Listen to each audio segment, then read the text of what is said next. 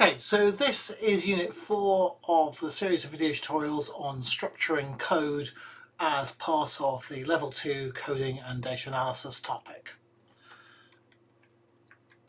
So in this video I'm going to introduce you to exactly what a module is, how Python works when it imports modules, what's really going on there, and then in particular talk about how you can write your own code in the form of modules, some of the things you need to pay attention to, and this is going to be really important because the work you go and do for your vitals assignments for the level 2 coding topic, you're going to be submitting code as a module into the autograders. Okay, so let's go and get started then. So the first thing I want to go and talk about in this first part then is what is a Python module and what happens when you import one. So you're familiar, I hope, with the idea from your level 1 coding course that because Python doesn't have that many functions built into it, a lot of the functions and functionality we use in Python we get by importing modules and importing the functions into our code as we need them.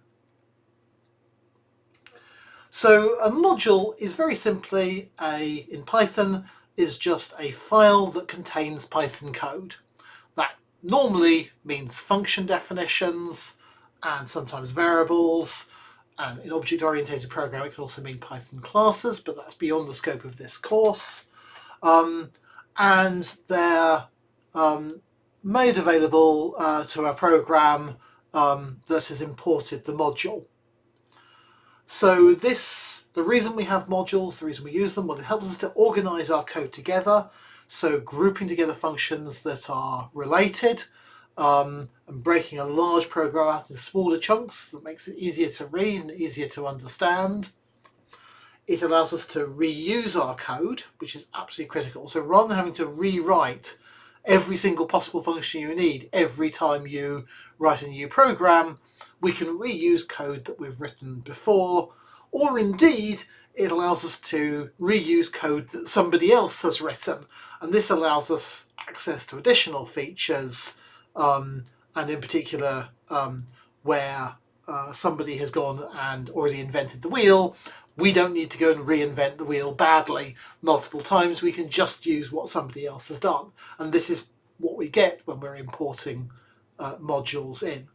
But the important thing is that sometimes you want to go and write your own collection of modules, write your own modules. So in other words, you're the expert that's inventing the wheel, and you're inventing the wheel for somebody else to go and use.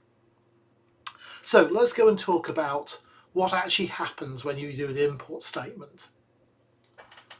So the actual technical details of how Python imports a module can get really quite complicated and are well beyond the scope of the course. But it's good to have at least an outline, a rough idea of what is going on there. So Python takes several steps in sequence when you tell it to import a module. So the first thing it does is it checks the module, whether the module is already imported. If a module is already imported, Python won't re-import it again. It'll just give you the thing it's already imported. If the module has not already been imported, then the first thing it needs to go and do is find where the module's code file is on the disk. Once it's found a file that contains the module, or it thinks it's found a file that contains the module, it may need to go and compile the code to prepare it to run it. Then obviously it has to run the code. Again, this is, I think, something that is a little bit different from some other programming languages, and it's something that often students don't quite get. When you do import, it's actually running the code in the module. And then finally, once it's run the code, it has to store that module code somewhere, the results of running it, so it can access it again as you need it inside the program. So let's look at those steps in turn.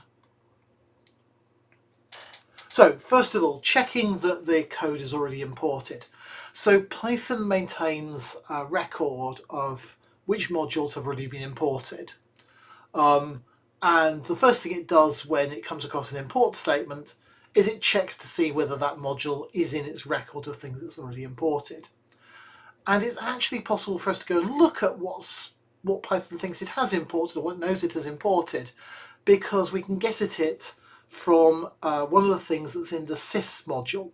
So the sys module contains a whole bunch of stuff which is useful for how the Python itself is running.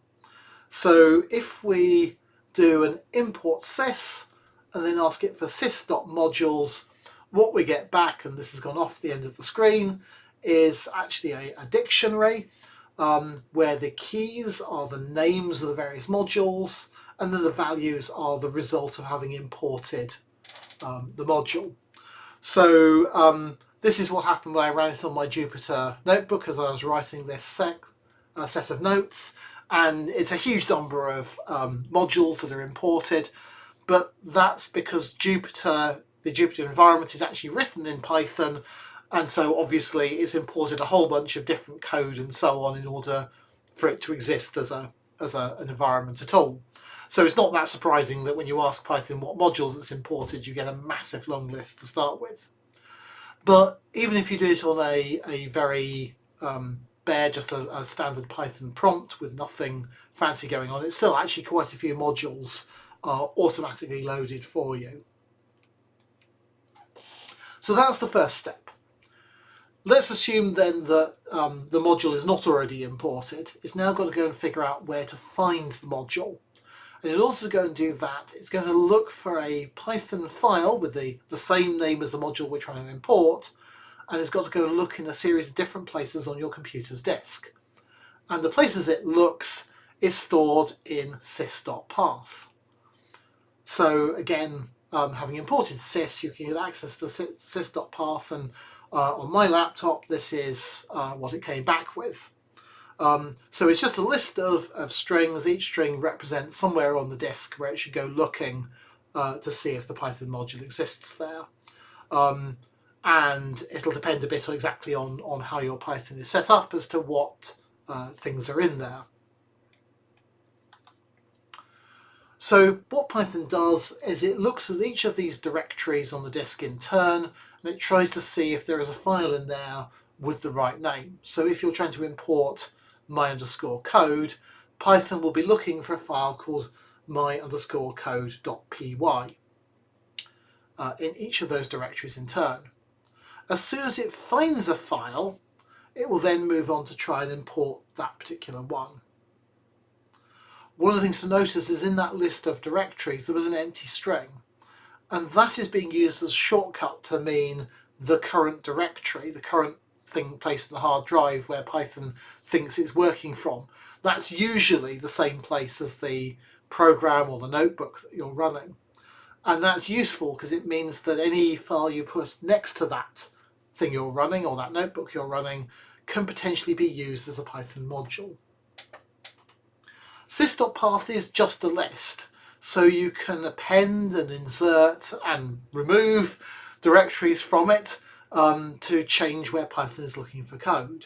So for example, in my laptop, the very first entry is a path that points to where I keep some code I work on and route it regularly. So I've created a custom Python path like that. So you can manipulate where Python looks, but most of the time the defaults are what you want to do. So I wouldn't recommend messing with sys.path unless you really know what it is you're doing. Okay, so if Python has located the module file, it's found it in one of the folders. So then the next step is it has to compile the code. Now this gets maybe a little confusing because we often describe Python as what's called an interpreted programming language, meaning that it's translated into instructions for the CPU as it goes through running the code. So in other words, it's translating to produce the exact machine code that the CPU in your computer has to execute as it runs the program.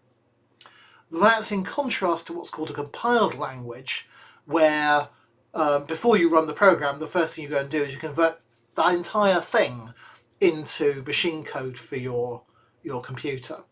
And in a compiled language, the process of preparing that code to run on your computer and running it are two separate things.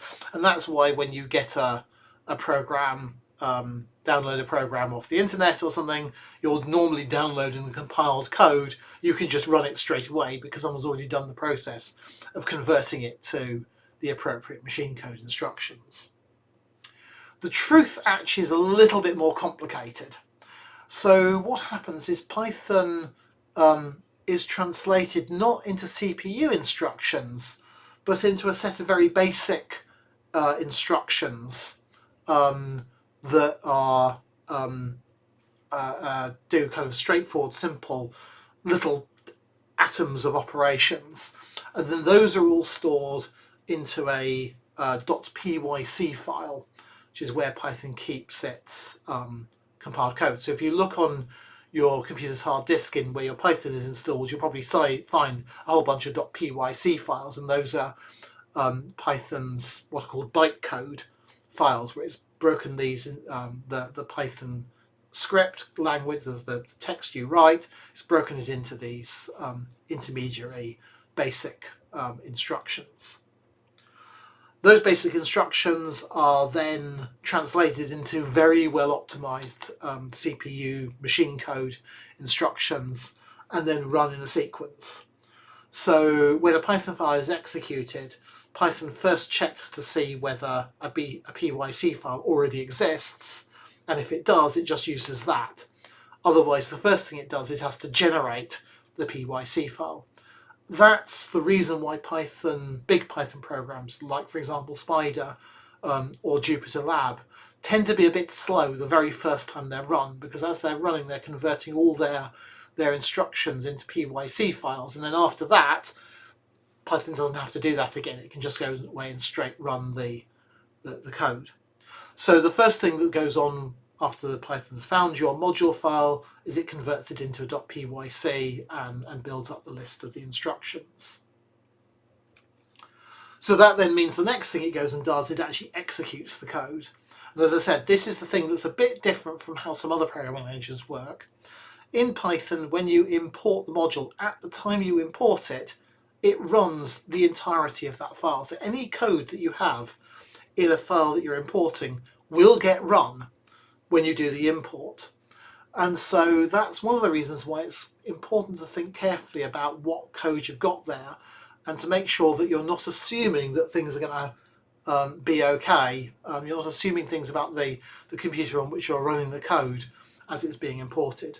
And we'll show you in a later part how to work around this effect and how to control exactly what is running and what isn't running when you do the import.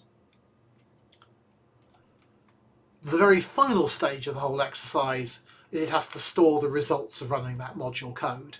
And that's where it comes back to sys.modules. After it's run the code, it takes all that executed code, all the results of running it, the functions it's defined, the variables it's created, and it all stores it in the sys.modules dictionary, so that the next time you need to work with that module is already there and loaded, and you don't have to go back through the process of re-executing it again. The side effect of this is it doesn't matter how many times you import a module, it runs once and only once, and after that it's there in sys.modules.